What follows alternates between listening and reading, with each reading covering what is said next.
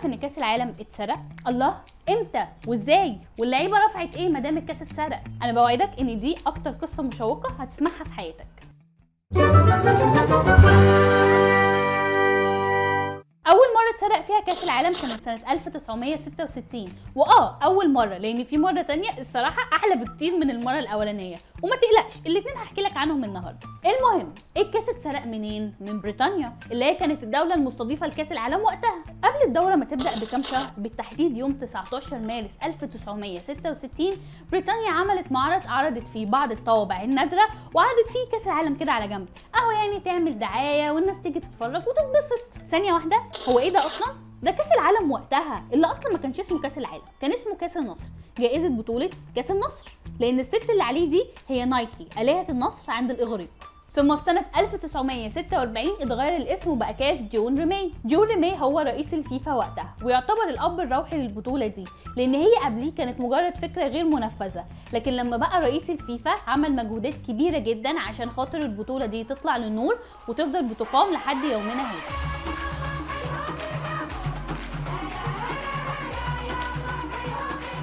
وللعلم اول مره اقيمت بطوله كاس العالم كانت سنه 1930، واول دوله مستضيفه كانت الاوروجواي، واول دوله كسبت كانت الاوروجواي برضه عادي يعني.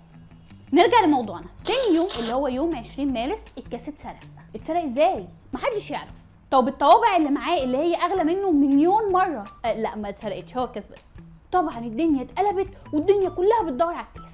يوم 21 مارس جو ميرز رئيس مجلس إدارة الاتحاد الإنجليزي لكرة القدم FA استلم طرد. الطرد ده كان فيه حتة صغيرة من الكاس وجواب مكتوب فيه احنا عايزين فدية 15,000 جنيه استرليني، ولو الصحافة أو الشرطة عرفت الكاس اللي انت فرحان بيه ده هنسيحه. شكرا يا عبد. واخيرا لو موافق على طلباتنا هتكتب willing to do business Joe في عمود الاعلانات في عدد يوم الخميس من مجله The Evening News.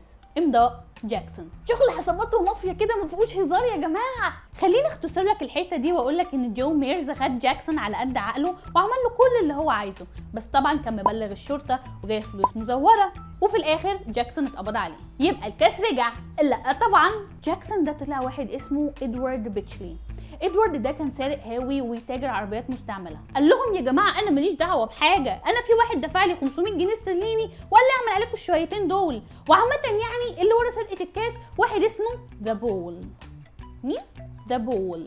قصدك رجل العصابات الشهير وقتها برنارد ذا بول ميكاوسكي؟ عامة يعني الشرطة ما لقتش أدلة كفاية ضده عشان تدينه، وإدوارد خد 2 سنين وخرج. طب يا جماعة والكاس ده فاضل شهور صغيرة على بداية كاس العالم وبريطانيا مفضوحة في العالم كله. في كلب اسمه بيكلز لاقي. كلب بوليسي طبعا صح؟ لا خالص، ده كان كلب كتكوت جدا. صاحبه ديفيد كوربت كان خارج يفسحه فجري في الجنينة على حزمة كده كانت مربوطة بورق جرايد، وبس لما فكوا الحزمة دي لقوها كاس. عايزه اقول لكم بقى ان الكلب ده حصل له احلى حاجه ممكن تحصل لكلب في الحياه، خد دراي فود فور فري مدى الحياه، وبقى بطل قومي والناس كلها عايزه تتصور معاه، وطلع في افلام كتيره، واصحابه خدوا جوائز ماليه وصلت ل 6000 جنيه استرليني. مع العلم ان في الوقت ده كانت اللعيبه اللي بتكسب كاس العالم كانت بتاخد 1360 جنيه استرليني بس. وبكده يبقى كاس جو ريمي رجع يوم 27 مارس 1966، يعني بعد اسبوع من اختفائه. ولو انت فاكر ان القصه دي ممتعه فاحب اقول لك ان اللي بريطانيا عملته بالتوازي مع الاحداث دي حوار تاني خالص. ما هو اصل حط نفسك مكان بريطانيا برضو، البطوله على ارضها واللي هيكسب لازم ياخد كاس.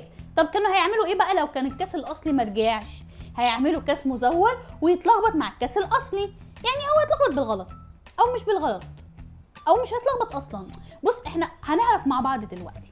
لما حصلت السرقه الاتحاد الانجليزي لكره القدم قابلت في السكرته كده سائق اللي هو سايغ يعني اسمه جورج بيرد عشان يناقشوا فكره ان هم يصنعوا نسخه طبق الاصل من الكاس المسروق. ولكن لما النسخه الاصليه رجعت FA ما تراجعتش عن قرارها خالص، بالعكس كانت شايفه ان هي فكره حلوه ولازم تتنفذ حتى في وجود النسخه الاصليه. لذلك طلبت موافقه الفيفا على انشاء النسخه المطبقه. بص يا فيفا احنا عايزين نعمل نسخه طبق الاصل من الكاس عشان نطلعها في الاحتفالات الوديه والمعارض عشان ما يتسرقش تاني وتحصل الفضايح والبهدله دي. لا اوكي تمام، يلا يا جورجي حبيبي عشان تعمل النسخه اللي احنا متفقين عليها. من ورا الفيفا يلا. وفعلا جورج عمل نسخه طبق الاصل من الكاس اللي يشوفهم جنب بعض معرفش يميزهم خالص، ولكن كان الفرق الوحيد ان النسخه كانت مصنوعه من البرونز ومطليه بالذهب، ولكن الكاس الاصلي مصنوع من الفضه ومطلي من الذهب. ونخلي بالنا يا جماعه من النقطه دي عشان فيها حته حوار انما ايه هيلف دماغكم. سنه 1966 فاكرين احنا لسه كنا بنتكلم عليها اللي حصلت فيها السرقه وان البلد المستضيفه فيها كانت بريطانيا. مين اللي كسب بقى الدوره دي؟ بريطانيا. في ايه يا جماعه ركزوا معايا كده. وبالمناسبه دي كانت اول واخر مره بريطانيا تكسب فيها. فلما كسبوا الملكه اليزابيث سلمت كابتن منتخب بريطانيا الكاس اللي هو مين؟ بوبي مور. ولكن انهي كاس فيهم بقى؟ ما احنا عندنا اتنين، واحد مزور واحد اصلي، انهي واحد اللي سلموه؟ عارف انا ممكن اسيبك كده، مفيش صانع محتوى عربي اتكلم في الموضوع ده قبل كده، بس انا مش هعمل كده واحكي لك بقى القصه عشان انا عارفه ان انت دلوقتي حالا هتعمل لي لايك وفولو وهتعمل كمان شير للفيديو. يلا بينا نكمل باقي القصه. وقت الاحداث دي كلها الفيفا كان عندها قانونين مهمين جدا. اول قانون ان اللي بيكسب بيحتفظ بكاس العالم لحد ميعاد الدوره اللي بعدها، وفي حالتنا دي الدوره اللي بعدها كانت سنه 1970 اللي تمت في المكسيك، واللي كسبها كانت البرازيل، ودي كانت ثالث مره البرازيل تكسب فيها كاس العالم. بالتالي هينطبق عليها قانون رقم 2 وهي ان هي تقدر تحتفظ بكاس جون رينيه للابد. بمعنى كان الكاس اللي خدناه اول الدوره من بريطانيا هنديه في اخر كاس العالم للبرازيل. وهنا يبقى السؤال، البرازيل خدت انهي كاس؟ المزور ولا الاصلي؟ ثانيه واحده، هو انا اللي جنبي هنا اصلا؟ فهمت. انت عايز تقول ان من زمان وبريطانيا عندها حب الاحتفاظ بالاشياء اللي مش بتاعتها. والله لما بتربطوا الحاجات ببعض بتطلع افكار. انا ممكن احكي لكم موضوع التاج ده على فكره في فيديو تاني منفصل لو حابين، سيبولي كومنت طبعا.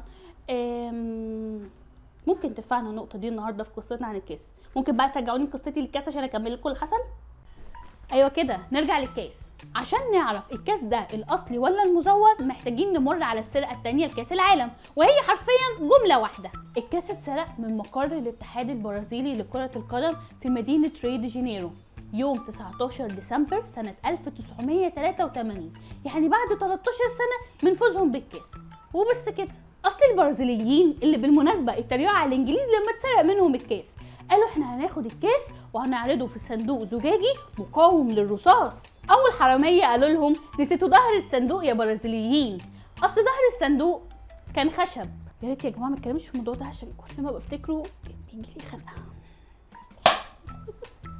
لسبب غير معروف كان في اشاعه كبيره قوي وقتها بتقول ان الكاس اللي اتسرق ده كان اصلا الكاس المزور، فما فيش داعي ان احنا نزعل عليه لان الكاس الاصلي ما خرجش اصلا من بريطانيا. واللي زود الاشاعه دي ده بل يكاد يكون اكدها اللي عملته الفيفا. سنه 1955 جورج بيرد السايغ اللي عمل الكاس النسخه طبق الاصلي دي توفى، وبعدها بسنتين اسرته قررت تعمل مزاد علني على النسخه اللي هو كان محتفظ بيها اللي هي المفروض النسخه المزوره، ولكن الناس معتقده ان هي النسخه الاصليه. قيمه الكاس تقدر ب 1500 جنيه استرليني لان هو مصنوع من البرونز. فاكر لما قلت لك فوق ان هي نقطه مهمه؟ ولكن لسبب مجهول اسره جورج بيرد طلبت فيه من 20 ل 30 الف جنيه استرليني. حاجه غريبه صح؟